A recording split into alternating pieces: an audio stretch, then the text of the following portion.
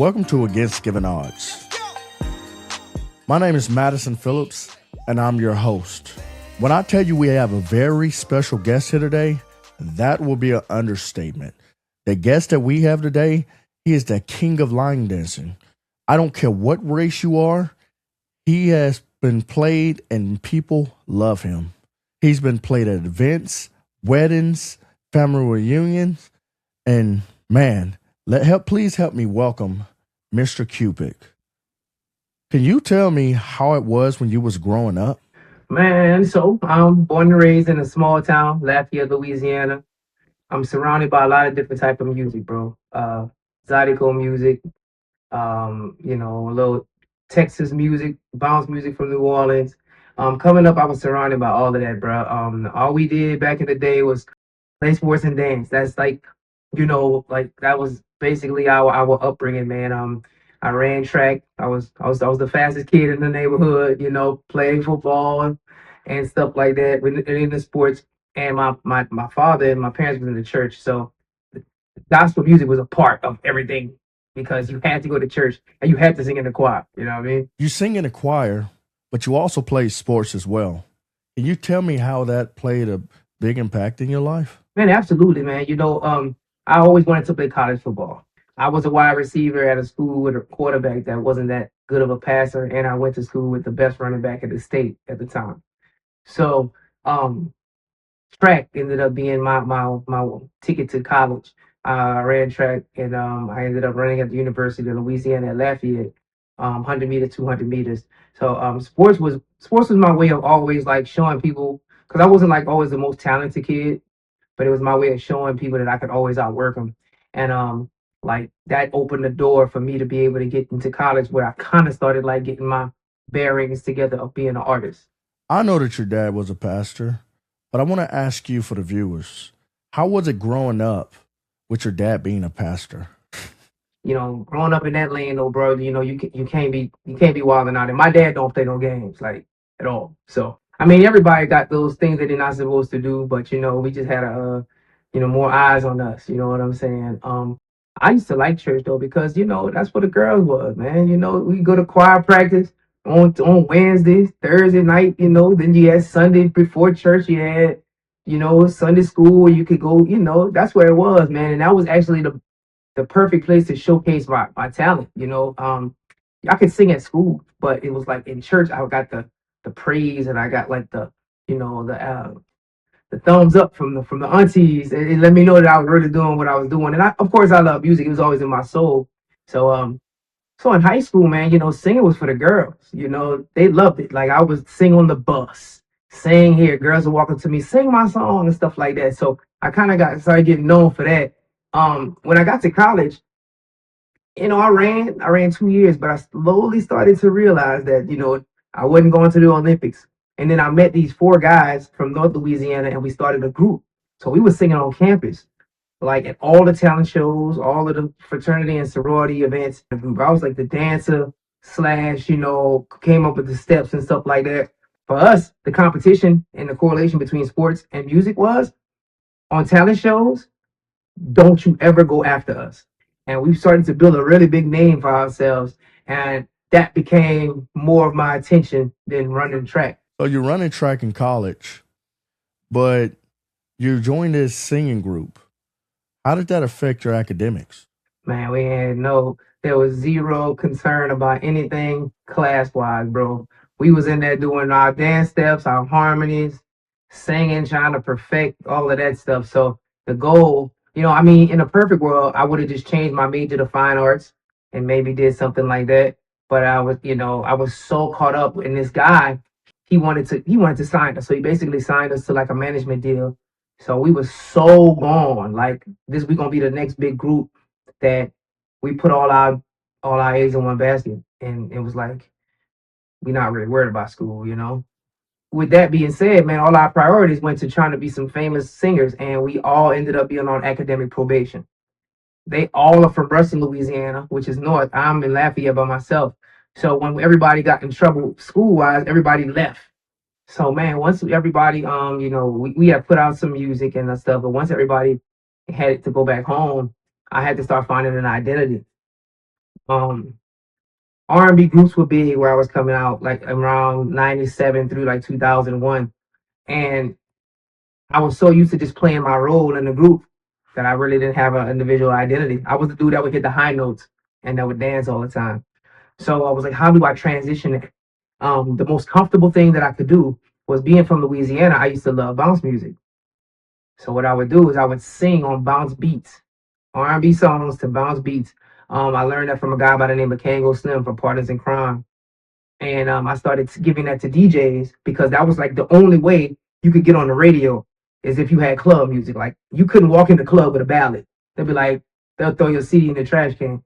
So I started being known for like singing on rap beats, singing on hooks. I'm actually on DJ Screw's last album. RP DJ Screw. Just hanging around the studio. So I became to find myself. I had to kind of like interject what I like to do, which was dance and party, and how could I make that mesh with music in order for me to be relevant in the city. So Cupid, you was making music, but what type things were you doing? I would sing like Genuine So Anxious with the bounce beat behind it, or I would sing like Oh by Marion with the bounce beat on it, or up tempo music. That's how I would be able to get to the clubs and get paid shows and kind of like get in the mix because you can't go out there singing Baby I Love You and then it's Fat Pat, Big Hog, Big Mo, and on the same show. And so that was my way to kind of figure out how to get in, was get on them rap beats, man. These days I think a lot of artists don't go through the talent show ranks. They just wake up in the morning and say, I want to be a singer and put a song on iTunes. You paid your dues. What was your first banger? My very first banger was a song called Do Your Thing. And you could look it up, man. It was called Do Your Thing. And man, I had Lafayette, Louisiana in a complete chokehold. Like, it was like locally, I was like, man, I was Usher, dog. I was Chris Brown. And it went from Do Your Thing. Then I had a song called Check Your Girl, Check Your Guy. And there's footage on social media of me performing that back in 2002. 20,000 people singing it word for word. And that was kind of like my introduction to where like, my introduction to like who I am, you know what I mean? And that was when I realized like I could do this for real. Like I got people singing my music.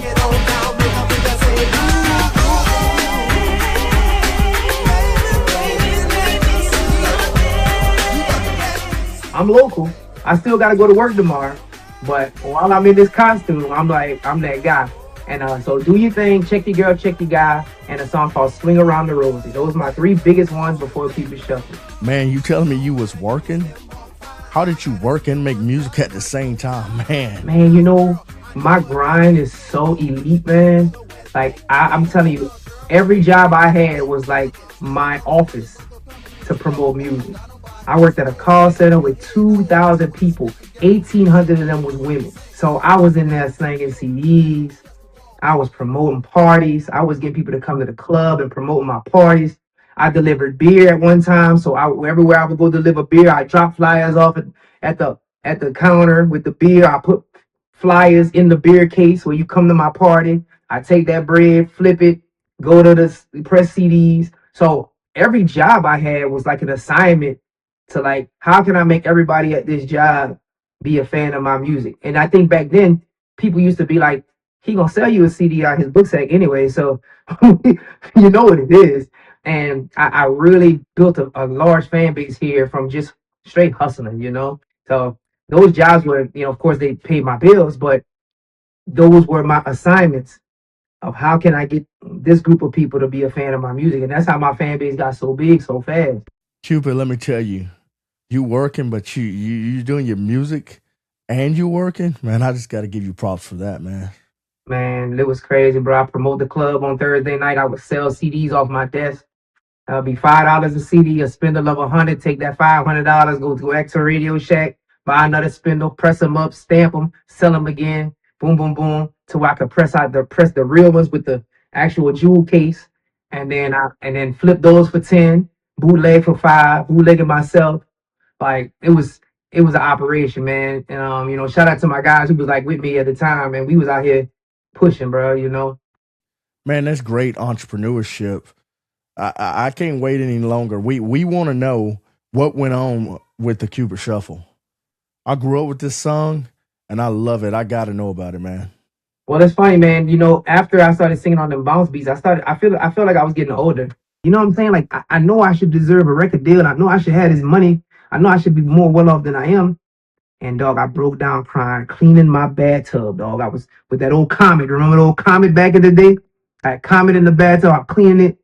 And bro, I never forget. I the conversation I had with God that night, what that did. I was like, God, look, I'm tired. I'm tired, bro. Like, you gotta step in, bro. Come on, man. I know I'm cold. I know I could do it, but I need you to step in. I'm bawling, crying. And I was like, look, God, if you give me a record deal, bro, I ain't gotta be rich. I just want to do music for the rest of my life, man. But I said, but the only way this blank, blank, blank, blank, blank, blank, blank is gonna happen is if you make it happen. I surrender. I give up. I quit trying. It's on you. This was the day before my birthday. That's how I can tell you. My birthday is December 22nd. January 3rd. That's when I got them calls from the record company. And I surrendered, bro. I know I ain't never had a conversation with God where I was using profanity, but I was crying. I was like, what am I not doing? Like, what is going on? Like, I'm sending CDs out, I'm mailing CDs out, I'm on MySpace every day. I'm doing, you know what I'm saying? I'm doing all this stuff. And when I surrendered, bro, and I said, God was kind of like, I just been waiting for you to let me do it. Like, you thought you was gonna do it? You know what I'm saying? Still, no idea it was gonna be big, bro. I put that song out August 2006, man. By January 2007, I had every record company in the country calling my phone. So it was just, I mean, I think God was like, yo, this your lane, sir. It's your lane. Once you get in your lane, I'm gonna open up all the doors for you, and because that's what happened. Man, I know God opened up doors. But my question to you is, how did it come so popular, man? I made it August 2006. I took it to the club on a Thursday afternoon. I made it the Thursday in the daytime. Took it to the club and in the club called the Brass Room. I showed three ladies how to do that dance. I was the DJ. I DJ'd my own club. So I showed them at the beginning and I played it that night. And then every day, every Thursday, I played the song. DJ started saying, hey man, give me that song you got, bro. People asking for it. When I tell you it was like an atomic explosion, dog.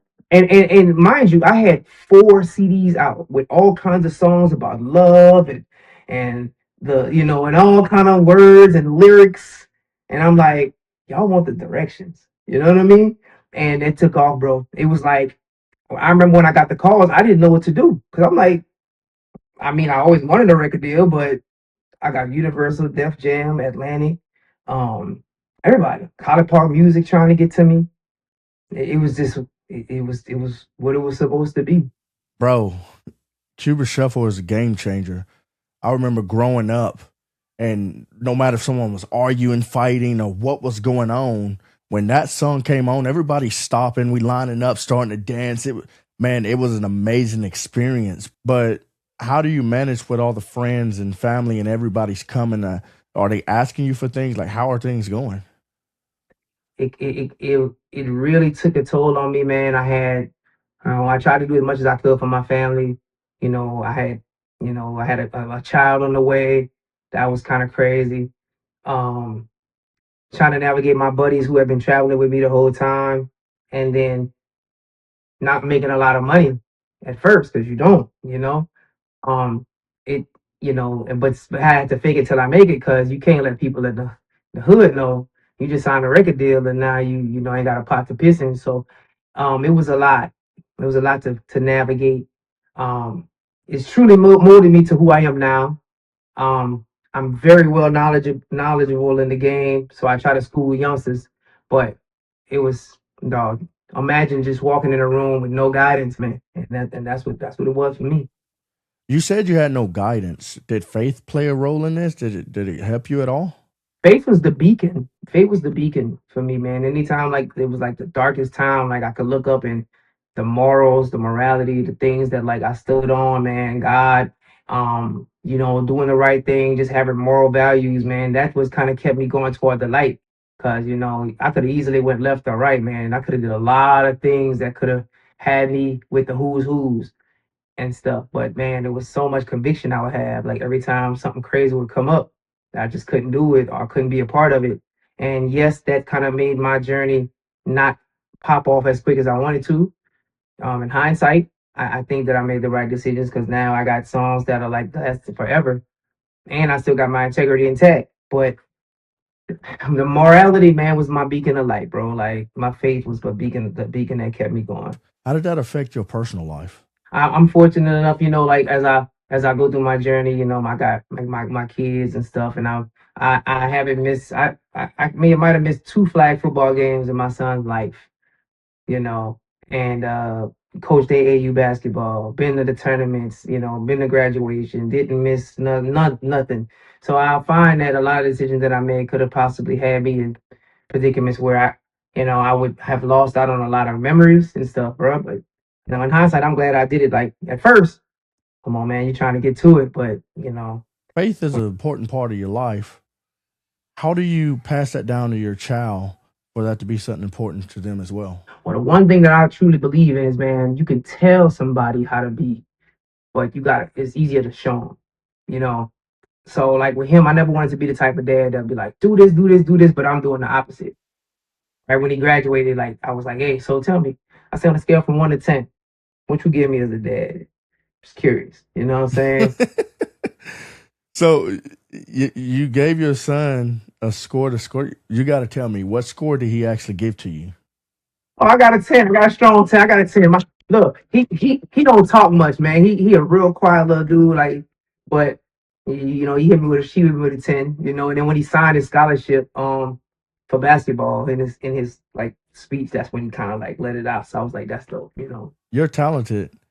Did any of that talent rub off on your son? But yeah, nah, he wanna do music right now.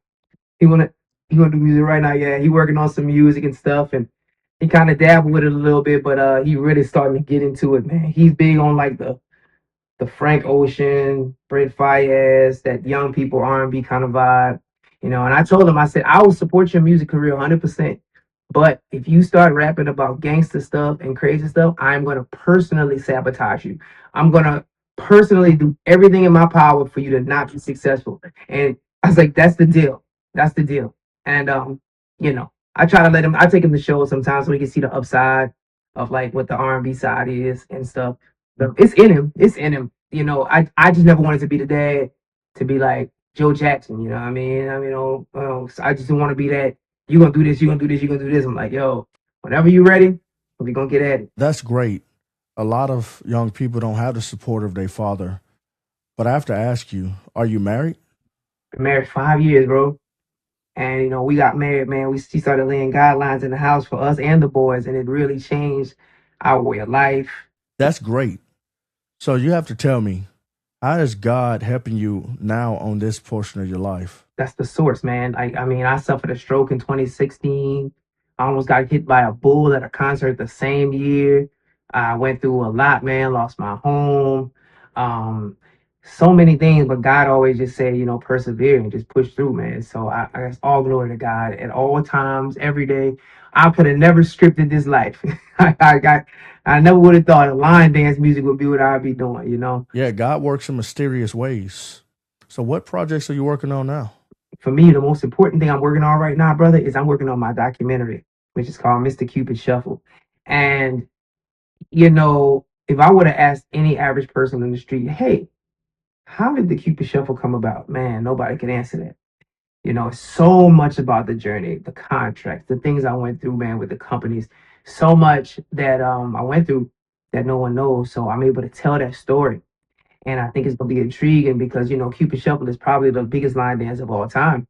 And for something that people that's part of American culture, the story has to be told. So we are like almost 75% done with the documentary. It'll be out in January, and I'm truly excited about it, man. Just it's gonna blow your minds, bro. Like the things and the stuff that I went through, man, and then having another hit record like Flex that's doing so well right now, um, out, and being able to do it twice because a lot of people didn't think I could, that's a blessing. Flex. Tell me more about that, man. I want to know more about Flex. Flex is this generation's Cupid Shuffle. Slide to the right, slide to the left, right foot, left foot, then turn with it. Right foot, left foot, then turn with it. Now, Hey man, dude, I get calls and videos tagged so much for that song. And again, when you monitor it as a one hit wonder for so long, like it's the biggest aha moment every time Flex come on. Like I'll be like, I told you I can do these back to back. I can, you know. Props to you, bro. Thanks, dog. Hey, I have to ask you, do you write all your music? Write all my music and I create my dances too. Cause I know these days a lot of people just put line dance to any song now. Um, but I'm very strategic at how I put them together, how I write the melodies, the harmonies, and the dances all gotta kind of make sense and they gotta like have this perfect synergy. That's the only way you can get them. Like if you get the right synergy, bro, your song has no expiration date. We got songs that got expiration dates that we could say, oh man, this old school, like, man, it's 4-year-olds singing to the right, to the right, to the left, to the left. Cause it just doesn't it's not packaged with the expiration date, bro. Cause it has that perfect, mix of everything in it. Man, your songs are great. They're timeless. They're they're they're, they're bangers, man. But how is it that you go? What's your process day to day to make that happen? On a day-to-day basis, man, I think every person who does music or something like that for full time, we suffer with like mental exhaustion. You know what I mean? Because you never turn your brain off, and the mental exhaustion of like digging back in the crates and trying to figure out how to tell this story, um, is tough. And then you get in a position in life where when you're all the way up sometimes you find yourself in a lonely place because you don't really know who's here for you, who's genuinely here for you for the music, stuff like that. So you're constantly trying to dial in on like positive synergy to where you don't just like live in the negative, you know what I mean? um it's very challenging, bro. Like it'll be times where I'll be talking about a story and I have to relive it, and it's like my whole day will be shot. I'm mad again. You know what I mean? Are days where I can't get any new music out of my head in on in the studio, and I'm like and I have this disease, I call it, where I can't stop working. I can't stop trying to be creative. So it's a challenging time, man, because I'm successful enough to where if I wanted to stop tomorrow, I could, but I'll never stop. And trying to find a way to find some peace and some hobbies and some stuff in between to try to like navigate through normal, regular dad and husband life is crazy, bro. Tell me more about your legacy, man. Man, I want people to know that I made music for people to. I made unity music, bro. Like I came in and made music that changed the world for the good. Like you could put 50 Democrats, 50 Republicans in one room, and I can play one song, and I can make all of them people be friends. That's the kind of music, that's the legacy. Like he made music that brought the world together, not hip hop fans, not country fans, not pop fans, not gospel fans. You put them all in one room, and the one song you could play that's gonna make every one of them people join in and dance, whether they like it or like whether they're a fan of that type of music or not. Is Cupid Shuffle. Yeah, that song does bring people together. But my next question is, what advice do you have for people that are out there struggling? The only way you fail is if you quit, bro. That's the thing, man. The only way you fail is if you quit. Like, if I would have stopped after shuffle, there'd be no flex. I think if I stopped after shuffle, there would be no line dance movement. Like after COVID, everybody had a line dance, because they were all following the hottest song right out of COVID was Flex, and they were like, we want to follow that trend. Um, so you know, if I the only way you fail is if you quit. I mean, I'm older. I'm of age now. I get called Unc every now and then, and all of that stuff. But Unc's still out here, man, rocking with the kids and rocking with everybody because I don't got no quit in me. I love what I do. So it's no time frame on this thing. You just do it till it works. And when I tell you, I grew up in a rough patch. I grew up in the hood. It was tough for me. It's a lot going on, man. A lot of violence, a lot of gangs, drugs, all those different things, man. And all the things that I had to get through, man, it was just God, man. Let me tell you that. Without God, I wouldn't have known a way to get out of it. So I definitely appreciate what you're saying. Man, you can't. I'm gonna tell you, dog, real talk. Man, I'm not finna let go. I'm not finna let God down. Like God kept me from so much, just like He kept you from all of the dangers. You here now, man. I'm sure a bullet could have caught you somewhere, somehow. You know what I'm saying? So if I'm awarded that every day, bro, how dare I not wanna like how dare you not want to respect God's blessing? You know what I'm saying? Like He gives you 24 hours in the day and you gonna go out here and like mess it up. You know what I mean? Like it's because of God, bro. Like so many things that I've been through, I just don't want to disrespect Him. Like I don't want to get to the gates one day and He be like, I gave you all these opportunities and you squandered them. You know what I mean? I'm grateful for Him. I don't take none for granted, dog. I love God so much, man. We have candid conversations. my prayers don't, my prayers don't be real. They don't be politically correct at all. I'd be like, God, come on, man. Like, hey, like, you know what I mean? But at the end of the day, the relationship I have with God allows me to push every day because I know if as long as He give me breath, bro, my responsibility is to represent His blessing, dog. Straight up, and that's real. Let me tell you, I feel that, man. My question to you is, what's your relationship with God? Everybody's relationship is different with the master, but mine is super candid because He created humor, He created sarcasm and all of that. So sometimes I'm like, God, like, come on, man, like, hey, do I need to do this or not? Like, give me a sign, like, you know what I'm saying, or whatever. And the discernment that I've been blessed with has protected me and kept me from a lot. But it's like you say, bro. Everything is about Him. Everything is about that gut. Everything is about when I go run on the track, how I feel the wind around me, and in my mind, that's God hugging me, and that's God telling me. When the sun hit me, how I feel like that's God, like just reassuring me, man, that He's here. You know what I'm saying? In the rain, I'm big on those types of things because I understand that He's not present, but He's present, and every little symbol is something that just remind me of like how to walk. You know what I mean? So. I'm deep in it, bro. I'm deep in it because I know there's no way possible you'll be looking at these plaques on this wall without that. Man, those plaques are tight, man.